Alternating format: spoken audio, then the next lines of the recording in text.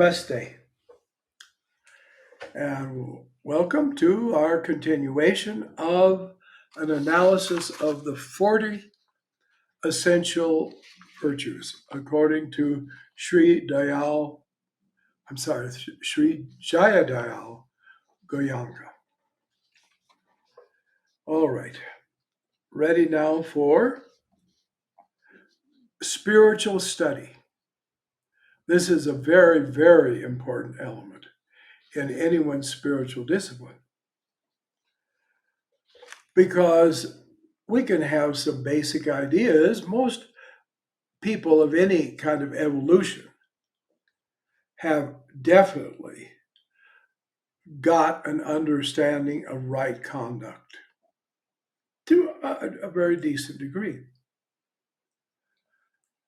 And then some people have a kind of an intuition of greater being, greater destiny, but it's not really uh, put into a formulation for them in their own mind.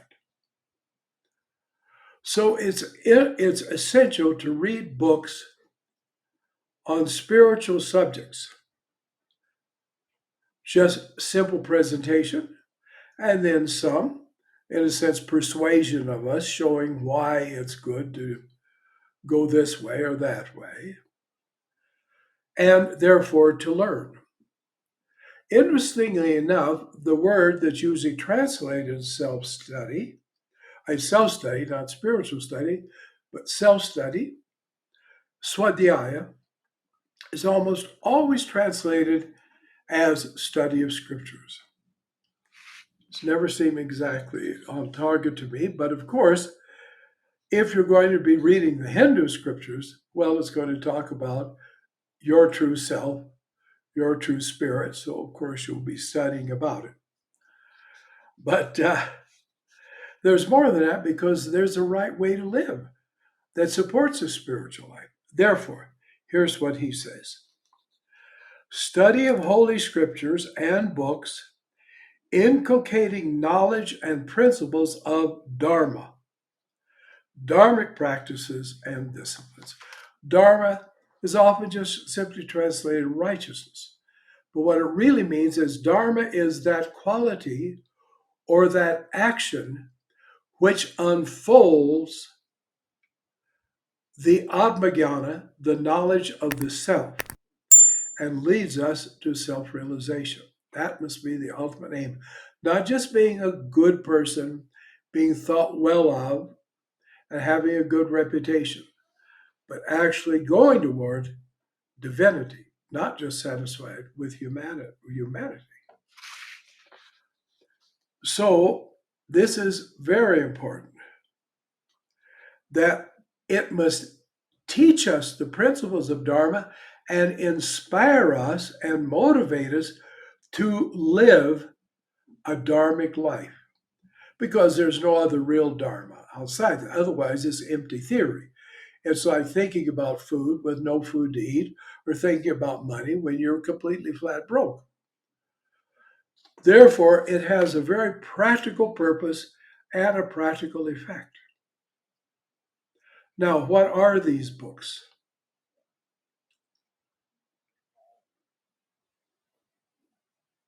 Number one, not self proclaimed books that say, you've got to read me. If you don't read me, you're not a good person or you don't know me or you don't understand. No.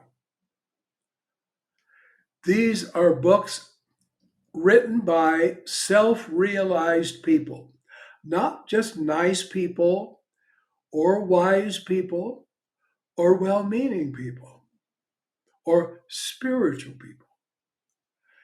These are books written by perfectly enlightened human beings that are therefore no longer human beings, but they are devatas, illumined ones, gods upon the earth. And it's their words we should be after.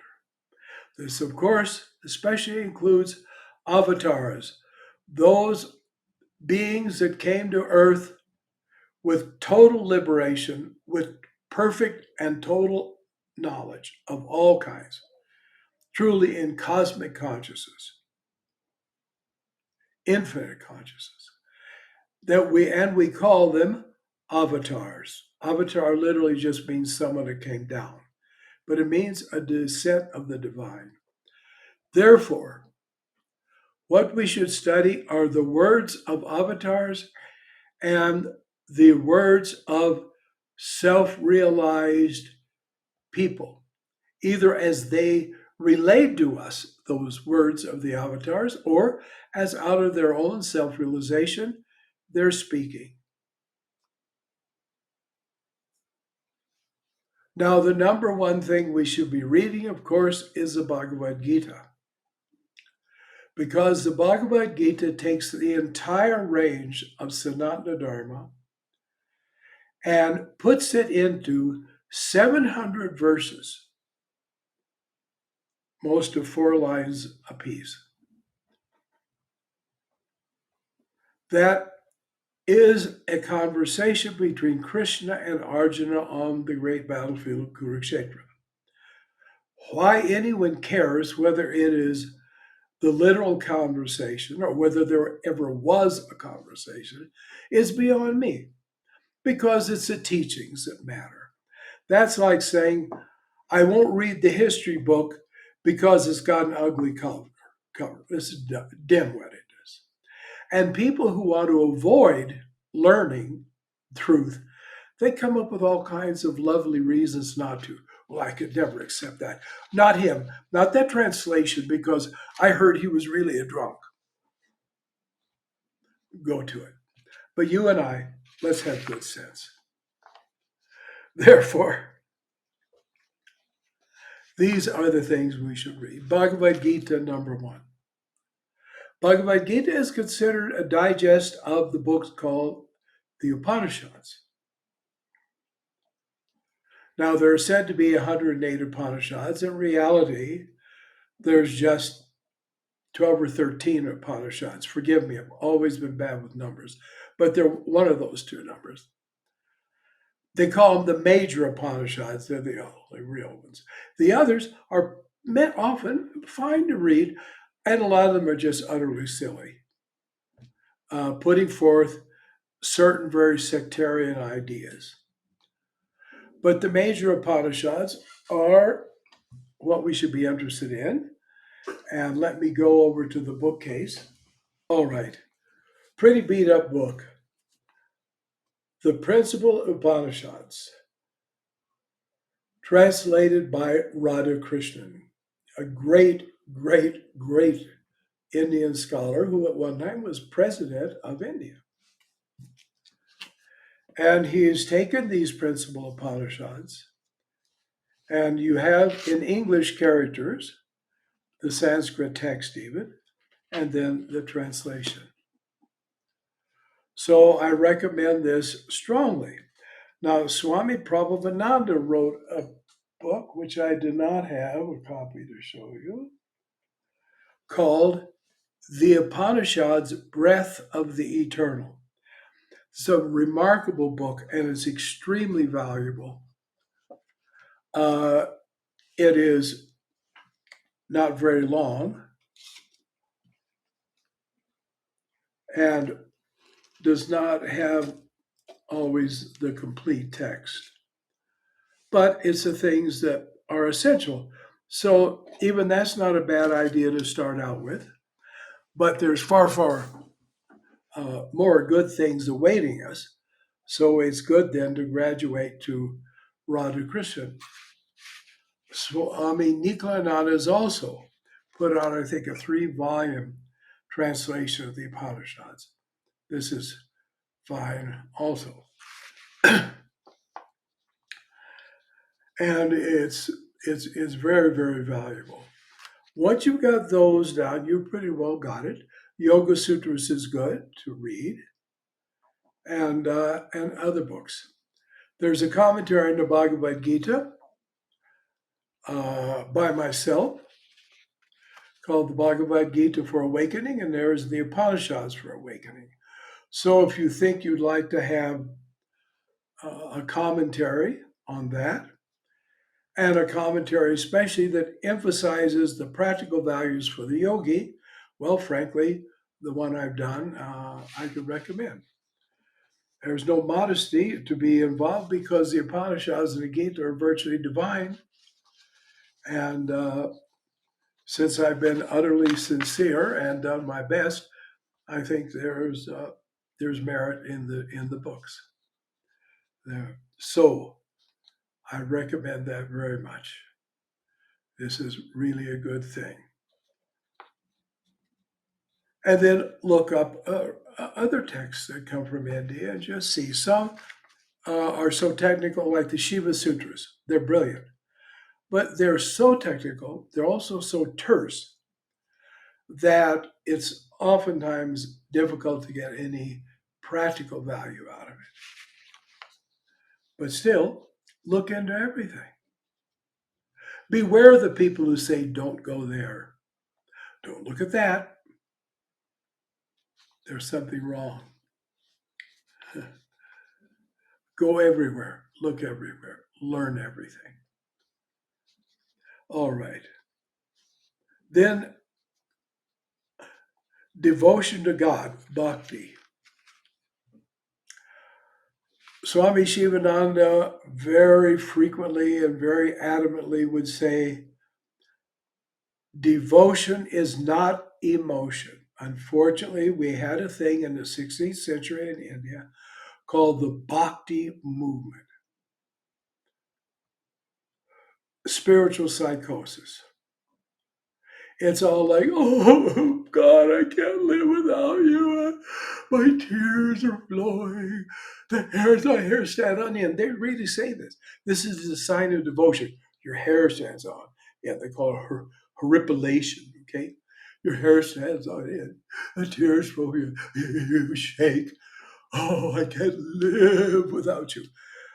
Well, you're pretty damn fool if you think you're living without God right now because you couldn't exist if you weren't living in and moving in and breathing God. So it's nonsense. It's emotion and bad emotion. Watch out for the bhaktas. They are usually not good people in their personal conduct. I speak from vast experience in India as well as here. I'm serious because our ordinary emotions are very low. They're based on ego. Most of our so called love isn't real love, it's attraction, it's attachment, it's addiction, it's obsession. So when you take all that and stick it into religion, and they're busy dancing and hopping around from one foot to the other, and they're in front of the deity and all like this, it's spiritual insanity. True bhakti is the yearning for the part, for the whole, the yearning of the individual self for the supreme self. Not to go like, oh, boo, you're just so wonderful. I just love you.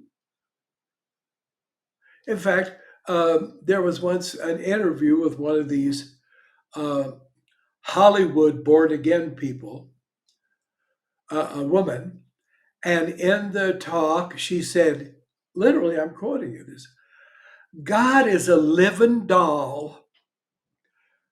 I hope you don't want that. If you do, for God's sake, turn this thing off and look elsewhere. A living doll? But they do that. Oh, Krishna's restless eyebrows, you see. This great avatar, this great teacher of Dharma, this great Kshatriya warrior.